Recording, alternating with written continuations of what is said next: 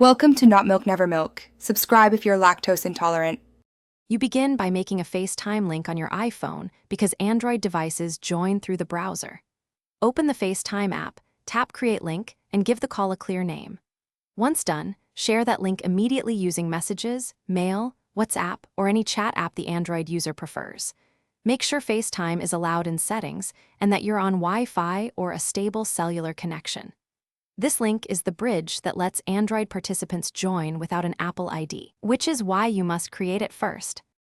You tell the Android participant to open the FaceTime link in a modern browser like Chrome or Edge because Safari features don't apply on Android. Once the page loads, they must allow camera and microphone access and then enter their display name. Those permissions enable video and audio. After tapping Join, they'll land in a waiting room. Make sure you, the host, check FaceTime and admit them. Keep an eye on notifications. Admitting is required so random people cannot join, which protects the call privacy.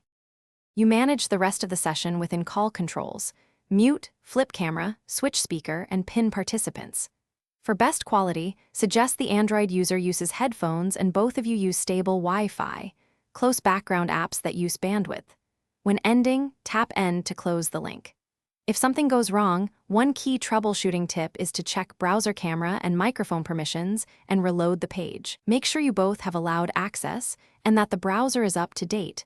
Then rejoin if necessary. Thanks for watching. If this was helpful, leave a like and consider subscribing. See you next time.